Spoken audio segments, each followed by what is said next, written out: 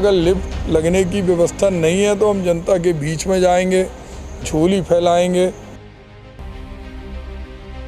Cancer के बारे में कुछ इच्छा चाहिए तो मैंने उनसे कहा है कि कैंसर के लिए पूरा विभाग का सृजन करना पड़ेगा। झांसी के महारानी लक्ष्मीबाई मेडिकल कॉलेज में आने वाले मरीजों को बेहतर सुविधाएं और इलाज मिले, इसके लिए कांग्रेस के पूर्व केंद्रीय मंत्री प्रदीप जैन आदित्य ने प्राचार्य नरेंद्र सिंह सेंगर से मुलाकात की। मुलाकात के दौरान उन्होंने मरीज और उनके तीमारदारों को हो रही असुविधाओं के बारे में अवगत कराते हुए उनके निराकरण की मांग की। बुंदेलखंड के अंदर समस्याओं का अंबार है। आज हमारे यहाँ कैंसर की जो मशीन थी, वो मशीन उसका सोर्स बदलना था, लेकिन पूरी मशीन यहाँ से कोरोना के समय चली गई। उसके बाद ना कैंसर का डिपार्टमेंट खुला और ना वो मशीन आई। आज दरबदर यहाँ कैंसर के मरीज भटकते हैं।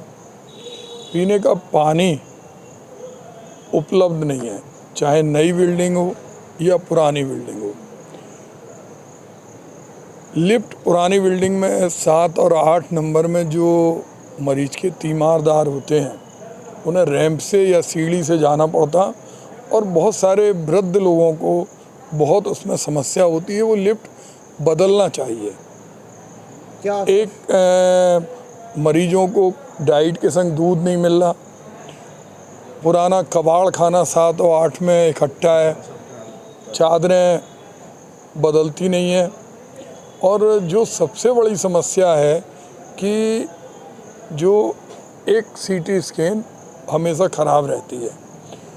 और जो कई बार ऐसा होता है कि जो व्हील चेयर हैं, स्ट्रेचर हैं, हाथों पर मरीज को उठाना पड़ता है। इतनी छोटी समस्या है। वो मेडिकल कॉलेज जैसे श्रीमती इंदिरा गांधी ने 1973 में प्रारंभ किया था और जिसमें कांग्रेस परिवार के लोगों ने ज़मीनें दान की थी। डॉक्टर सुशीला नैयर ने जिसका शिलान्यास किया था और गुलाम नबी आज़ाद को जो हम लेके आए थे, तो एम्स लायक मेडिकल कॉलेज अपग्रेडेशन वाली एक बिल्डिंग बनी थी। लेकिन इसके बावजूद स्वास्थ्य की बेसिक समस्याओं से मेडिकल कॉलेज जूझ रहा है। हमने प्राचार्य जी से कहा है कि वो सारे लोगों की बुला के एक मीटिंग करें और जो आधारभूत सुविधाएं हैं वो उन्हें मिलना चाहिए और इनका निदान होना चाहिए। अगर नहीं है, कहीं पे अगर लिफ्ट लगने की व्यवस्था नहीं है तो हम जनता के बीच में जाएंगे, झोली फैलाएंगे। अगर अल्ट्रासाउंड की एक मशीन और नहीं लग सकती तो हम लोग जाएंगे, क्योंकि ये बहुत बुरा लगता है कि पीने का पानी हो, चादरें हो, लिफ्ट हो। उन्होंने कहा है हम इस पर तत्काल मीटिंग बुलाएंगे। समस्याओं को सुनकर प्राचार्य ने शीघ्र ही उनका निराकरण करने का आश्वासन दिया। साथ ही उन्होंने बताया कि कई समस्याओं का निराकरण भी कर दिया गया है। माननीय पूर्व केंद्रीय मंत्री प्रदीप जैन सावधित अभी आए थे और उन्होंने कुछ समस्याएं बताई थी। जैसे कुछ समस्याएं थी, व्हीलचेयर की समस्या थी, स्ट्रेचर की समस्या थी, लिफ्ट की समस्या थी पुरानी बिल्डिंग में। तो पुरानी बिल्डिंग में जो लिफ्ट की समस्या है उसमें कंपनी को कई बार लिखा जा चुका है। आज हम उसको अगर काम नहीं करती है तो ब्लैकलिस्ट करेंगे और उसका कोई ना कोई समाधान 1 हफ्ते के अंदर निकाल के उसको पूरा करेंगे।